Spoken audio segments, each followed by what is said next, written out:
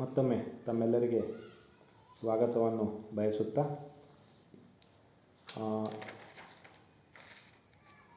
ಈ terms of ಟ್ರೇಡ್ನಲ್ಲಿ ಇನ್ನೊಂದು ವಿಚಾರವನ್ನು ನಾವಿವತ್ತು ತಿಳ್ಕೊಳ್ಬೇಕಾಗಿದೆ. ಹಿಂದುಳಿದ ದೇಶಗಳಲ್ಲಿ ವ್ಯಾಪಾರ ಷರತ್ತುಗಳು ಹಿಂದುಳಿಯಲು ಇರಲಿಕ್ಕೆ ಕಾರಣಗಳೇನು? Reasons for unfavourable terms of trade of less developed countries and measures to improve it.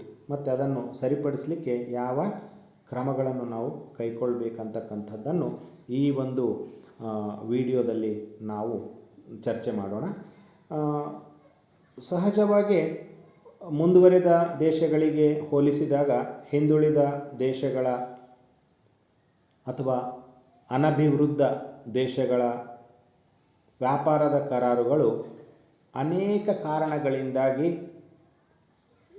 ಹಿಂದೆ ಇರುವುದನ್ನು ಅಥವಾ ಅನಾನುಕೂಲತೆಯನ್ನು ಹೊಂದಿರುವುದನ್ನು ನಾವು ನೋಡ್ತೇವೆ.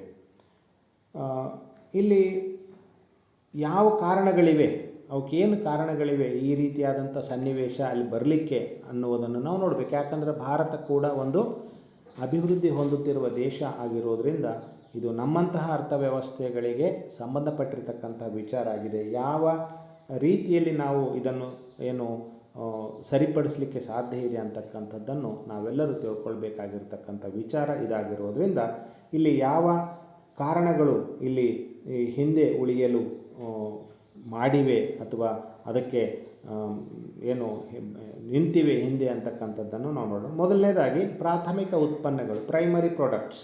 ನೋಡಿ, ಸಹಜವಾಗಿ ಹಿಂದುಳಿದ ದೇಶಗಳು ಸಾಮಾನ್ಯವಾಗಿ ಕೃಷಿ ಪ್ರಧಾನ ದೇಶಗಳಾಗಿರುವುದರಿಂದ ಇಲ್ಲಿ ಸಹಜವಾಗಿಯೇ ಕೃಷಿ ಉತ್ಪನ್ನಗಳನ್ನು ಉತ್ಪಾದಿಸಿ ನಿರ್ಯಾತ ಮಾಡಲಾಗುತ್ತದೆ.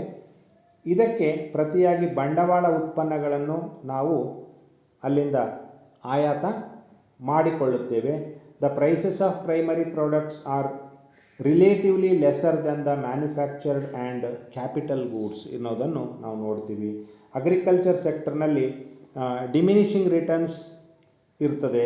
ಇಂಡಸ್ಟ್ರಿಯಲ್ ಸೆಕ್ಟರ್ನಲ್ಲಿ ಇನ್ಕ್ರೀಸಿಂಗ್ ರಿಟರ್ನ್ಸ್ ಅನ್ನು ನಾವು ನೋಡ್ತೀವಿ. ಆ ಕಾರಣಕ್ಕಾಗಿ ಅಲ್ಲಿ ಇಂಥ ಒಂದು ಏನು ಪ್ರೈಮರಿ ಪ್ರಾಡಕ್ಟ್ಸನ್ನೇ ನಾವು ಎಕ್ಸ್ಪೋರ್ಟ್ ಮಾಡುವುದರಿಂದ ನಮಗೆ ಸಮಸ್ಯೆಗಳು ಅಥವಾ ಹಿಂದುಳಿಲಿಕ್ಕೆ ಅಥವಾ ಟರ್ಮ್ಸ್ ಆಫ್ ಟ್ರೇಡ್ ಅನ್ಫೇವರೇಬಲ್ ಇರಲಿಕ್ಕೆ ಮೊದಲನೇ ಅದು ಒಂದು ಏನು ಕಾರಣ. ಎರಡನೇ ಕಾರಣವನ್ನು ನಾವು ನೋಡುವುದಾದರೆ ಹೈ ಕಾಸ್ಟ್ ಆಫ್ ಪ್ರೊಡಕ್ಷನ್, ಅಧಿಕ ಉತ್ಪಾದನಾ ವೆಚ್ಚಗಳು. ನೋಡಿ, as compared to the advanced countries, the UDCs suffer from high cost of production and high cost ratios because of low production and productivity of the factors of production. So inefficiency of factors of production ಆಗಿರ್ಬೋದು ಅಥವಾ ಯಾವುದೇ ಕಾರಣದಿಂದ ಇಲ್ಲಿ ನಮ್ಮ cost ratio ಹೆಚ್ಚಿರೋದನ್ನು ನೋಡ್ತೀವಿ. ಅದಕ್ಕಾಗಿ ಬೆಲೆಗಳು ಜಾಸ್ತಿ ಇರೋದರಿಂದ ಅಂತಾರಾಷ್ಟ್ರೀಯ ಮಟ್ಟದಲ್ಲಿ ಹೆಚ್ಚಿನ ವಸ್ತುಗಳಿಗೆ ಬೇಡಿಕೆ ಲಭ್ಯವಾಗದ ಕಾರಣದಿಂದಾಗಿ ಅಲ್ಲಿ ಅನ್ಫೇವರೇಬಲ್ ಇರುವುದನ್ನು ನಾವು ನೋಡ್ತೀವಿ. ಮೂರನೇ ವಿಚಾರಕ್ಕೆ ಬಂದಾಗ ಬ್ಯಾಕ್ವರ್ಡ್ ಟೆಕ್ನಾಲಜಿ, ಹಿಂದುಳಿದ ತಂತ್ರಜ್ಞಾನ. Another cause of unfavorable terms of trade in UDCs is they suffer from very poor and backward or outdated technology, and hence the relative productivity is very low. Due to this, the cost of production is high. Therefore, their bargaining position is very poor and their terms of trade is unfavourable. ನೋಡಿ, bargaining power ಏನಂತ ಹೇಳ್ತೀವಿ, ಚೌಕಾಸಿ ಮಾಡುವ ಸಾಮರ್ಥ್ಯ ಕೂಡ ಕಡಿಮೆಯಾಗ್ತದೆ. ಅದಕ್ಕಾಗಿ ಇಲ್ಲಿ ಪೂರ್ ಟೆಕ್ನಾಲಜಿ, ಪೂರ್ ಕ್ಯಾಪಿಟಲನ್ನು ನಾವು ಬಳಸ್ತೀವಿ. ಆ ಕಾರಣಕ್ಕಾಗಿ ಟರ್ಮ್ಸ್ ಆಫ್ ಟ್ರೇಡ್ ಅನ್ಫೇವರೇಬಲ್ ಇರ್ತದೆ ಅಂತಕ್ಕಂಥದ್ದು. ನಾಲ್ಕನೇ ಮಾತಿಗೆ ಬಂದಾಗ ಎಕ್ಸೆಸಿವ್ ಡಿಪೆಂಡೆನ್ಸಿ, ಅಂದರೆ ಬೇರೆ ದೇಶಗಳ ಮೇಲೆ ಅಧಿಕ ಅವಲಂಬನೆಯನ್ನು ಹೊಂದಿರತಕ್ಕಂಥ ಒಂದು ಕಾರಣ ಇಲ್ಲಿ ಬರ್ತದೆ. Poor and backward economies mostly depend on the advanced and capital rich nations for their capital goods requirements. They don't have any other options of import substitutions. On the other hand, rich countries do not depend on the poor and they are capable of producing import substitution or import substitutes. ನೋಡಿರಿ, rich ಕಂಟ್ರಿಗೆ poor ಕಂಟ್ರಿಗೆ ಇದೇ ವ್ಯತ್ಯಾಸ. ಅದಕ್ಕೆ JK ಗ್ಯಾಲ್ಬ್ರೇತ್ ಅಂತಕ್ಕಂಥ ಒಬ್ಬ economist ಇದನ್ನೇ ಹೇಳ್ತಾರೆ. ಏನು ಅಂದರೆ ಒಂದು ಅಗ್ರಿಕಲ್ಚರ್ ನೇಷನ್ ಎಷ್ಟೇ ಅಗ್ರಿಕಲ್ಚರ್ ಮೇಲೆ ಇನ್ವೆಸ್ಟ್ ಮಾಡಿದರೂ ಕೂಡ ಅದರ ಒಂದು ಉತ್ಪಾದನೆಯ ಒಂದು ಏನಂತ ಹೇಳ್ತೀವಿ ಪರಿಮಾಣ ಅಭಿವೃದ್ಧಿ ಹೊಂದಿದ ದೇಶಗಳಿಗಿಂತಲೂ ಕಡಿಮೆ ಇರ್ತದೆ ಅಂತಕ್ಕಂಥದ್ದು ಗ್ಯಾಲ್ಬ್ರೇತ್ ರವರು ಇದ್ರ ಬಗ್ಗೆ ಹೇಳ್ತಾರೆ. Hence poor nations suffer from bargaining power and their terms of trade is unfavourable. ಇದು ಇನ್ನೊಂದು ಕಾರಣ ಆಗ್ತದೆ. ಹೀಗೆ ಮುಂದುವರೆದು ಇನ್ನೊಂದು ಪಾಯಿಂಟ್ ನೋಡುವುದಾದರೆ ಹೈ ಪಾಪ್ಯುಲೇಷನ್ ಗ್ರೋತ್ ಅಂದರೆ ಅಧಿಕ ಜನಸಂಖ್ಯೆಯನ್ನು ನಾವಿಲ್ಲಿ ನೋಡ್ತೀವಿ. ಈ ದೇಶಗಳಲ್ಲಿ ಜನಸಂಖ್ಯೆ ಹೆಚ್ಚಳವು ಅನೇಕ ಏನು ಮಾಡ್ತದೆ ಸಮಸ್ಯೆಗಳನ್ನು ಸೃಷ್ಟಿ ಮಾಡ್ತದೆ. Most of the UDCs are having more population and ultimately ಏನಾಗ್ತದೆ domestic demand for goods will be more and it causes low exportable surplus. Therefore they suffer from unfavourable terms of trade. ನೋಡಿ, ಅವರು ಹಿಂದುಳಿದ ಅರ್ಥವ್ಯವಸ್ಥೆಗಳಲ್ಲಿ ಈ ರೀತಿಯಾದಂಥ ಒಂದು ಸನ್ನಿವೇಶ, ಅಧಿಕ ಜನಸಂಖ್ಯೆ ಇರುವುದರಿಂದ ಅಲ್ಲಿ ಸಮಸ್ಯೆಗಳು ಉಂಟಾಗ್ತವೆ ಅನ್ನೋದನ್ನು ನಾವಿಲ್ಲಿ ನೋಡ್ತೀವಿ. ಮತ್ತು ಲ್ಯಾಕ್ ಆಫ್ ಅಡಾಪ್ಟೇಬಿಲಿಟಿ. ನೋಡಿ, ಇಲ್ಲಿ ಹಿಂದುಳಿದ ಅರ್ಥವ್ಯವಸ್ಥೆಗಳಲ್ಲಿ ಹೊಂದಾಣಿಕೆಯ ಅಭಾವ ಎದ್ದು ಕಾಣ್ತದೆ. ಅಂದರೆ ಮುಂದುವರೆದ ದೇಶಗಳು ತಕ್ಷಣವೇ ತಮ್ಮ ದೇಶಗಳಲ್ಲಿ ಬೆಲೆಗಳು ಮತ್ತು ಬೇಡಿಕೆಗಳು ಹೆಚ್ಚಾಗತೊಡಗಿದಾಗ ತಮಗೆ ಬೇಕಾದಂಥ ಉತ್ಪಾದನಾ ಪದ್ಧತಿಗಳನ್ನು ಹೊಂದಿಸಿಕೊಂಡು ಆ ಪ್ರಮಾಣದ ವಸ್ತುಗಳನ್ನು ಉತ್ಪಾದನೆ ಮಾಡುವಂಥ ಕ್ರಿಯೆಯಲ್ಲಿ ತೊಡಗುತ್ತವೆ.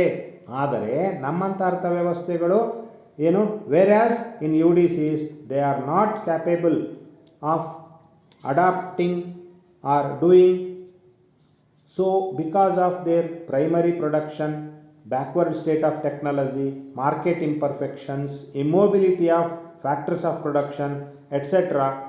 For these reasons the terms of trade is unfavorable for underdeveloped countries ಅಂತ ಗೊತ್ತಾಗ್ತದೆ. ಇವೆಲ್ಲ ಅದಕ್ಕೆ ಏನು ಕಾರಣಗಳು ಅಂತ ನಾವು ಹೇಳ್ಬೋದು. ಮುಂದುವರೆದು ಅದಕ್ಕೆ ಯಾವ ಒಂದು ಕ್ರಮಗಳನ್ನು ನಾವು ಕೈಗೊಳ್ಳಬಹುದು, measures to improve terms of trade in UDCs ನ ಮಾತಿಗೆ ಬಂದಾಗ ಹಿಂದುಳಿದ ಆರ್ಥಿಕತೆಗಳ ವ್ಯಾಪಾರದ ಷರತ್ತುಗಳನ್ನು ಉತ್ತಮಗೊಳಿಸಲಿಕ್ಕೆ ಕೆಲವು ಕ್ರಮಗಳನ್ನು ನಾವಿಲ್ಲಿ ನೋಡಲಿಕ್ಕೆ ಸಿಗ್ತದೆ. ಮೊದಲನೇದ್ದು ಟ್ಯಾರಿಫ್ಸ್ ಅಥವಾ ವ್ಯಾಪಾರದ ಸುಂಕಗಳು ಅಥವಾ ಇಂಪೋರ್ಟ್ ಡ್ಯೂಟೀಸ್ ಅಂತ ಏನು ಹೇಳ್ತೀವಲ್ಲ. And UDC may impose tariff with view to improving its terms of trade.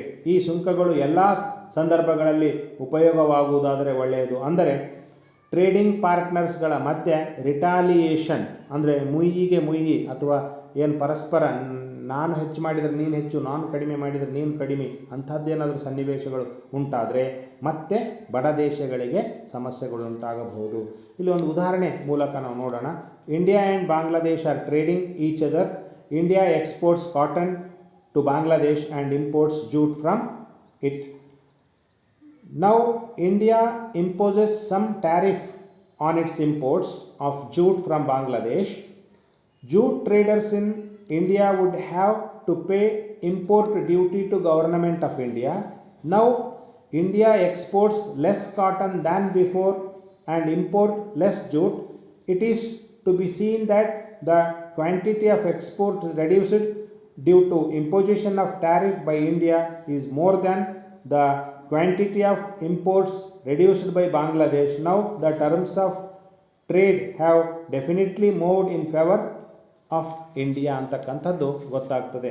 ಅಂದರೆ ಈ ರೀತಿಯಾಗಿ ಬಾಂಗ್ಲಾದೇಶದ ಆಯಾತಗಳಿಂದ ಭಾರತದ ಸುಂಕದ ದರವೇ ಅಧಿಕವಿದೆ ಎಂದಾಗ ಭಾರತಕ್ಕೆ ಅನುಕೂಲವಾದಂತಹ ಒಂದು ವ್ಯಾಪಾರದ ಏನು ಕರಾರುಗಳು ಉಂಟಾಗ್ತವೆ ಎಂದು ಇಲ್ಲಿ ನಾವು ತಿಳ್ಕೊಳ್ಬೋದು. ಎರಡನೇ ವಿಚಾರಕ್ಕೆ ಬಂದಾಗ ಹಣದ ಅಪಮೌಲ್ಯೀಕರಣಗೊಳಿಸುವಿಕೆ, ಡಿವ್ಯಾಲ್ಯೂಯೇಷನ್ ಆಫ್ ಮನಿ ಅಂತ ಹೇಳ್ತೀವಿ.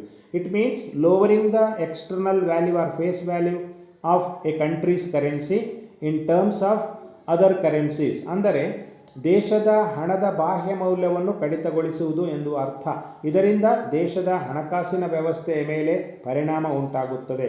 ಯಾವ ದೇಶದ ಹಣವನ್ನಾದರೆ ಅಪಮೌಲ್ಯೀಕರಣಗೊಳಿಸಲಾಗುತ್ತದೆಯೋ ಆ ದೇಶದ ರಫ್ತು ಉತ್ಪನ್ನಗಳ ಬೆಲೆ ಇತರ ಟ್ರೇಡಿಂಗ್ ಪಾರ್ಟ್ನರ್ಸ್ ದೇಶಗಳಲ್ಲಿ ಕಡಿಮೆಯಾಗಿ ಬೇಡಿಕೆ ಅಧಿಕಗೊಳ್ಳುವುದು. ಇದರಿಂದಾಗಿ ಹಣದ ಅಪಮೌಲ್ಯೀಕರಣಗೊಳಿಸಿದ ದೇಶದ ರಫ್ತಿನ ಗಾತ್ರ ಹೆಚ್ಚಾಗಿ ಆ ವಿದೇಶಿ ವ್ಯಾಪಾರದಿಂದ ಟರ್ಮ್ಸ್ ಆಫ್ ಟ್ರೇಡ್ ವ್ಯಾಪಾರದ ಷರತ್ತುಗಳು ಅನುಕೂಲದ ಕಡೆಗೆ ಹೋಗುತ್ತವೆ.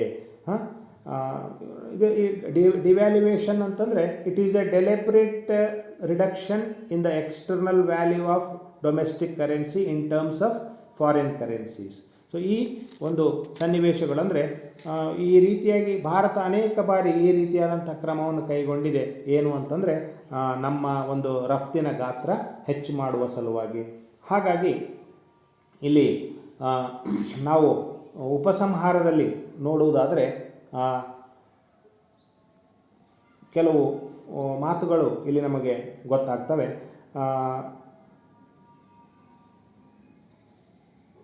ಇಲ್ಲಿ ರಫ್ತಿನ ಸರಕುಗಳ ಬೆಲೆಗಳ ಏರಿಕೆ ಮೂಲಕ ದೇಶವು ಅಧಿಕ ಆದಾಯವನ್ನು ಸಂಪಾದನೆ ಮಾಡ್ತಕ್ಕಂಥದ್ದು ನಮಗೆ ಗೊತ್ತಾಗ್ತದೆ. ಇದಕ್ಕೆ ವಿರುದ್ಧವಾಗಿ ವ್ಯಾಪಾರದ ಷರತ್ತುಗಳು ಕ್ಷೀಣಿಸಿದರೆ ದೇಶದ ಆರ್ಥಿಕ ಸ್ಥಿತಿಗತಿಗಳ ಮೇಲೆ ಮತ್ತು ಜನರ ಸಂಕ್ಷೇಮದ ಮೇಲೆ ದುಷ್ಪರಿಣಾಮ ಉಂಟಾಗ್ತದೆ ಅನ್ನೋದನ್ನು ನಾವು ಇಲ್ಲಿ ನೋಡ್ತೀವಿ. ಆದ್ದರಿಂದಲೇ ವ್ಯಾಪಾರದ ಷರತ್ತುಗಳು ದೀರ್ಘಕಾಲದಲ್ಲಿ ಕ್ಷೀಣಿಸುವಿಕೆಯು ಹಿಂದುಳಿದ ದೇಶಗಳಿಗೆ ಸಮಸ್ಯೆಯಾಗಿದೆ. ಅಂತಾರಾಷ್ಟ್ರೀಯ ವ್ಯಾಪಾರದಲ್ಲಿ ಅನಭಿವೃದ್ಧ ದೇಶಗಳು ದೀರ್ಘಾವಧಿಯಲ್ಲಿ ಹಾನಿಗೆ ಇಲ್ಲವೇ ನಷ್ಟಕ್ಕೆ ಗುರಿಯಾಗುತ್ತವೆ ಎನ್ನುವುದೇ ಇದರ ಅರ್ಥವಾಗಿದೆ. Poor economics export primary goods and import technology and it leads to disadvantages to underdeveloped economies. ಅದಕ್ಕಾಗಿ ಇವತ್ತು ಪ್ಯಾರಡೈಮ್ ಶಿಫ್ಟ್ ಆಗ್ತಾ ಇದೆ. ಇವತ್ತು ಹಿಂದುಳಿದ ಅನಭಿವೃದ್ಧ ರಾಷ್ಟ್ರಗಳು ಸಹ ಕೆಲವು ಶ್ರೇಷ್ಠವಾದ ಮತ್ತು ತಂತ್ರಜ್ಞಾನ ಆಧಾರಿತ ಉತ್ಪನ್ನಗಳನ್ನು ಉತ್ಪಾದನೆ ಮಾಡಿ ವಿದೇಶಗಳಿಗೆ ರಫ್ತು ಮಾಡುವಂಥ ಸ್ಥಿತಿಗೆ ಬಂದಿವೆ. ಭಾರತದ ಉದಾಹರಣೆ ತೆಗೆದುಕೊಂಡರೆ ಕೆಲವು ಕಳೆದ ಒಂದು ದಶಕಗಳಲ್ಲಿ ಭಾರತದ ಒಂದು ಸಾಫ್ಟ್ವೇರ್ ಎಕ್ಸ್ಪೋರ್ಟ್ ಪ್ರಪಂಚದಲ್ಲೇ ನಮ್ಮ ಮೊದಲನೇ ಸ್ಥಾನದಲ್ಲಿದೆ.